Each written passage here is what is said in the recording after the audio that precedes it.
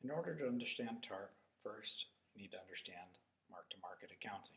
And in order to understand how we got to mark-to-market, I want to go back to Enron.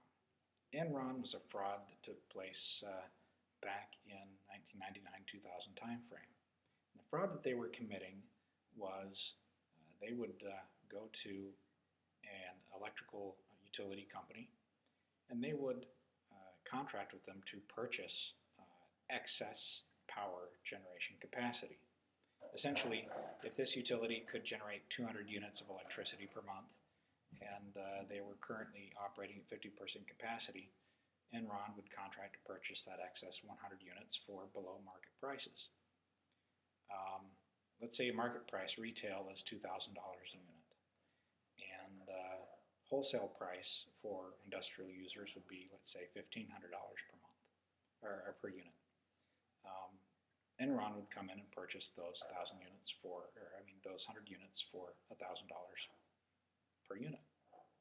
Then they'd go to a generation or an industrial user of electricity, and that industrial user, let's say that they use 10 units on average per month, and occasionally they'll jump up to 11 units, but that would be roughly once a quarter when they're having a really gangbuster month. Enron would say, hey, you're currently buying electricity at $1,500 a unit, wholesale price. We'll sell it to you for $1,000 a unit. However, if you touch that 11th unit of electricity, that unit we will sell to you for $10,000. And so on the balance, the industrial consumer is making, it's a good position for them because they only touch that 11th unit once a quarter. So Enron would then turn to the stock market and say, hey, we have purchased or are on contract for 100 units of electricity, and we can sell 1 unit of electricity for $10,000. And they would value the entire bank that they bought of electricity for at $10,000 per unit, which was clearly a fraud. But that's how they were, or that's one of the ways that they were inflating their market valuation. Well, Congress, when they investigated, and Enron executives went to jail for this fraud, Congress decided to implement mark-to-market accounting. What mark-to-market did is they said that we don't care how much you bought it for or how much you think you could sell it for. With mark-to-market, you had to value that security or value that item at whatever you can sell it for today, right now, current pricing. Which is great if, let's say that you make a product that is currently selling really well right now. Your company's doing great, but if something happens and your product suddenly becomes toxic and nobody's buying it, your company is instantly worth nothing. Case in point, the mortgage market. Now, the mortgage crisis started back in with the Community Reinvestment Act signed in by President Jimmy Carter. Now, after he signed it into law, it didn't really get enforced until the Clinton era. President Clinton and his Justice Department started threatening banks with investigations if the banks would not lend money to people who pretty much couldn't pay it back. And so in order to securitize this risk against loss, the bankers would take these securities or take these mortgages and bundle them up with other mortgages. They would take some AAA rated mortgages and some B rated mortgages and bundle them up with this garbage mortgage or high risk mortgages. And they'd take this bundle of mortgages, that would be called a tranche in the industry, but they'd take this big old bundle of mortgages. Let's say that we've got this bundle here and it's worth $100 million. Okay. Now this mortgages typically, these bundles of mortgages in a historical sense, are the safest of the safest investments within the investment community. Because historically, the default rate on mortgages is 1.7%. Well, that's over the 30-year life of the mortgage. However, nobody knew how to handle these risky securities, so they just kept on going based upon historical record of 1.7%. But everybody that was involved in the industry knew that it was going to have to be more than that. But because these were the safest of the safest investments, you could buy $100 million worth of mortgage-backed securities, bonds. You'd buy $100 million of these, and they would have a guaranteed pretty much rate of return of 3%. So you'd get $3 million back on your $100 million investment. So $103 million. Well, because they knew that there was some risk involved, that they could lose money because of these the risky mortgages that were bundled in there, they wanted to go out and get an insurance policy. Now, they would need to have a default rate of, let's say 5% before they lost money on this bundle of mortgages. And so they went to an insurance company and said, hey, we don't want to lose money on these mortgages, so let's buy a policy against any losses. And so, not a problem, they got that insurance policy.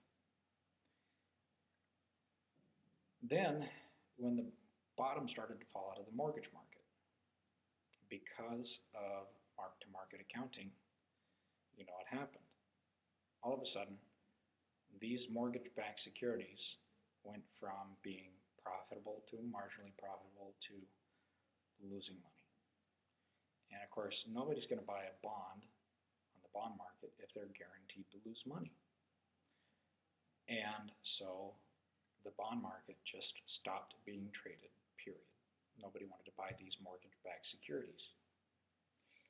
The effect that had because of mark-to-market was that as soon as they stopped being traded, their value instantly dropped to zero. And these banks went from being well-funded and well-capitalized to being severely underfunded and undercapitalized. The feds said to the bank, you need to get these toxic assets off of your books. And the bankers said, they're not toxic. In fact, 95% of these mortgages are performing. We receive a payment on them every single month. So at worst case, these are worth 95 cents on the dollar. And the feds were saying, nope, market zero. Are you kidding me? Market zero? From $100 million to zero. The banks were just kind of flummoxed. They were flabbergasted that they were being forced to write down all of these mortgages that they were still receiving a payment on. I mean, the bankers were going nuts, and they were then forced to turn to their insurance company, which turned out to be AIG. AIG, you insured this bundle of mortgages against loss, so here's our claim. AIG looked at it and said, whoa, hang on a second. If we lost money, it would have been, this big bundle of mortgages here, you might have lost, 1%, 2%, maybe $5 million. That's what we were planning on. But the Fed said, no, you insured the bundle, and now it's worth zero. So you need to pay out the entire claim. AIG had a stroke. But they were being forced by the government to pay out the full face value of these bundle of mortgages. Even worse, AIG did not get to get these bundles of mortgages, as would usually be the case in any type of insurance settlement. So you can kind of see the problem that's developing here. Banks being forced to give out mortgages. Then, when those mortgages values drop to zero, they're technically underfunded. And then, when they go to the insurance company to file a claim, well, pretty soon AIG ran out of money. And of course, now they're being made out to be the bad guy. So, TARP was a complete fraud. All they needed to do for TARP was to just relax the mark-to-market accounting and let it go back to fair market value. Because fair market value, this bundle of mortgages was still worth 95 cents on the dollar. But with TARP, what happened was the government was saying, you need to get these toxic assets off of your books. And And the bank said, no, we don't want to. At what price? I mean, okay, you want to buy these bonds from us. What price do you want to buy them from us? Well, right now they're worth 0, so we'll buy it for 20 cents on the dollar. The banks would, are you kidding me? No, we're not going to sell it. Oh, so we'll come up with, these bankers. They're insisting on, they're insisting on holding on to these toxic assets. They're making these bankers out to be the bad guys. Bankers are doing nothing wrong here.